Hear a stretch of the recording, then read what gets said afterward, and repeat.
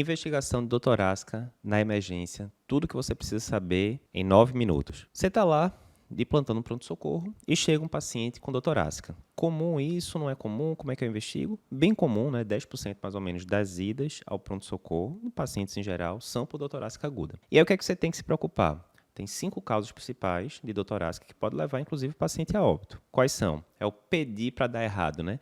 P é o acrônimo da gente. P de pneumotórax, E de embolia pulmonar, D de dissecção de aorta, I de infarto, síndrome coronariana aguda, e R de rotura de esôfago. Pedir para dar errado. Desses 5, né, os 3 que a gente mais se preocupa em emergência clínica são dissecção, embolia pulmonar e síndrome coronariana aguda. A gente vai focar bastante hoje em síndrome coronariana aguda, que é a principal causa de morte, né, no mundo. Beleza, chegou um paciente então com doutorásica para mim no pronto-socorro. O que é que eu tenho que fazer em 100% dos casos? Eduardo, isso aí eu sei, eletro, troponina, não. O que eu tenho que fazer em 100% dos casos, todo mundo, é história clínica, exame físico. Por quê? Vai ter alguém que eu não vou pedir eletro, existe uma parcela pequena ali, né? Digamos, você está com um paciente de 30 anos referindo a dor torácica em queimação e quando você vê no exame físico está lá lesões de herpes zoster, né? Ali no segmento torácico, vai ter que pedir eletro para esse paciente? Não vai, né? Vai tratar como um herpes zoster e por aí vai.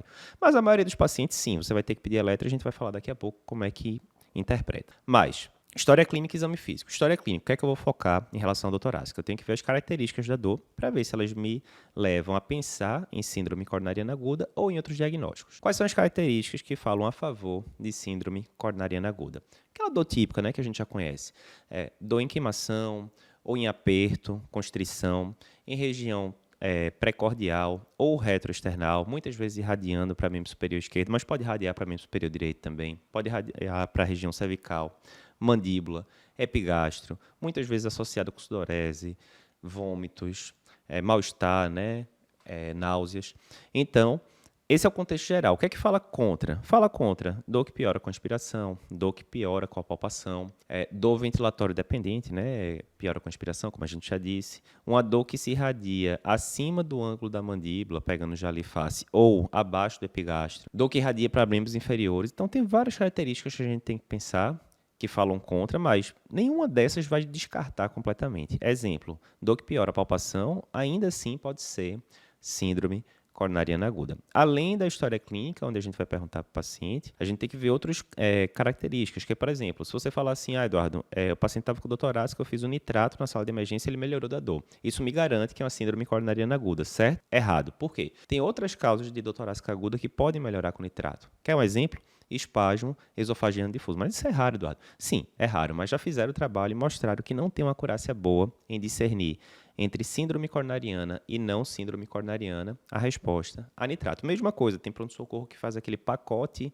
gastrointestinal, né, o inibidor de bomba, alguma coisa do tipo. O paciente melhorou, descarta síndrome coronariana aguda? Não, também não. Já tem trabalho mostrando que a acurácia disso não é boa, então pode melhorar com o inibidor de bomba da vida, por exemplo, a dor epigástrica, barra torácica, e ainda assim ser uma síndrome coronariana aguda. Além das características da história, sempre perguntar antecedentes pessoais, lógico, né? Normal. Paciente que vai acumulando fatores de risco cardiovascular, hipertenso, é diabético, é tabagista, obviamente isso aí aumenta também a probabilidade dele ter uma síndrome coronariana aguda. E o exame físico também pode lhe ajudar. O exame físico na síndrome coronariana aguda, comumente ele é normal, ou pode estar levemente alterado, por exemplo, pode ter sinais de insuficiência cardíaca, né? Estertores em bases, turgência jugular, esse tipo de coisa, mas comumente é normal. Mas ele pode mostrar outros diagnósticos. Escutei um atrito pericárdico, acho que é uma pericardite, tem uma assimetria de pulsos em membros superiores, pode ser uma dissecção de aorta, e assim por diante. Então, primeiro passo é esse, história clínica, exame físico. Você terminando isso e você já estando muito convencido que se trata de uma síndrome coronariana aguda, o paciente chegou com aquela dor de livro, né?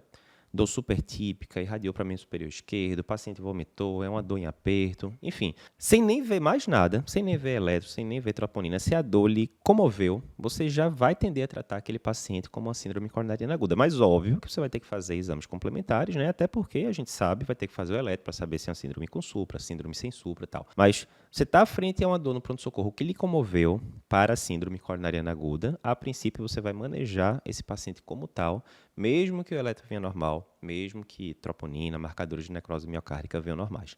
Mas ok, já que eu falei desses dois agora, troponina e marcadores de necrose, eles formam, junto com a história clínica, o tripé do diagnóstico da síndrome coronariana aguda. História clínica barra exame físico, é uma perna. a outra perna, eletrocardiograma, e a outra perna, troponina. Você vai fazer eletro para todo mundo que está com suspeita de síndrome coronariana aguda, óbvio, e vai fazer troponina também, se estiver disponível no seu serviço, para todo paciente com suspeita. Esses 3 você vai fazer sempre, né? Ok.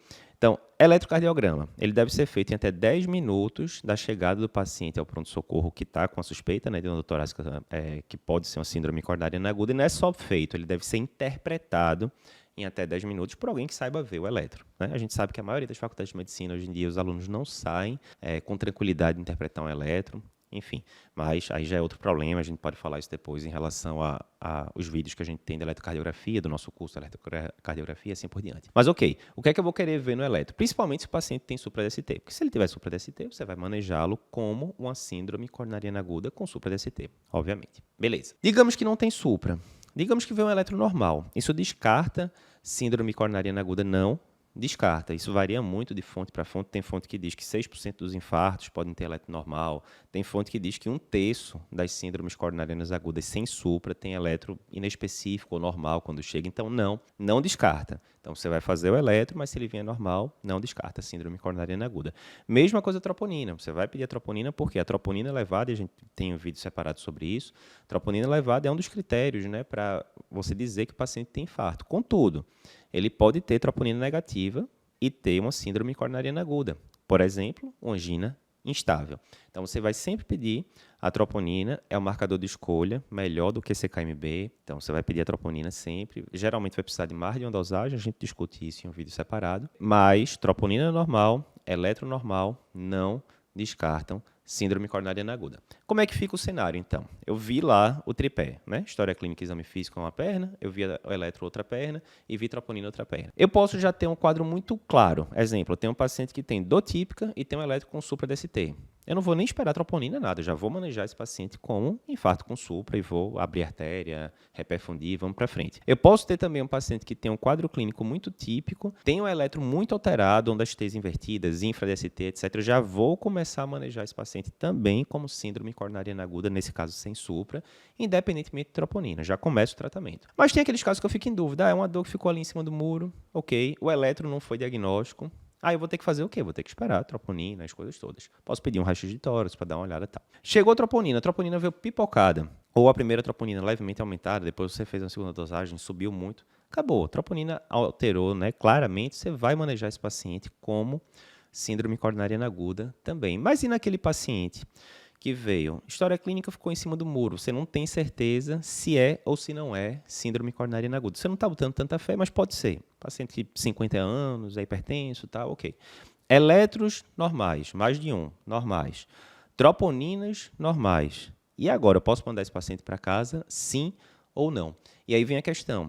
Nesse caso, a indicação é você usar o Heart Score. O que é isso? É um score constituído de 5 variáveis simples, história clínica, eletrocardiograma, troponina e assim por diante. E que esse score, na hora que você soma os pontos, ele pode vir de 0 até 10. Se esse paciente seu tiver 0, 1, 2 ou 3 pontos no Heart Score, ele tem um risco muito baixo de evoluir de forma desfavorável. Se você não sabe usar o Heart Score, a gente tem um material no YouTube específico dele. É só colocar Heart Score Cardio Papers que aparece lá. Então, se vier até 3, sim, você pode, a princípio, liberar esse paciente para casa. A chance dele complicar é muito baixa, ele vai ser acompanhado no ambulatório. Se vier de 4 para cima, não, esse paciente tem um risco bem maior de evoluir de forma desfavorável, você vai colocar ele internado e vai investigá-lo. Nesse caso, né, como é troponina negativa, eletros normais, a dor torácica não foi tão sugestiva, geralmente você vai com teste não invasivo, pode ser cintilo, pode ser angiotomo, tem várias opções. Esse é o resumão do que você tem que saber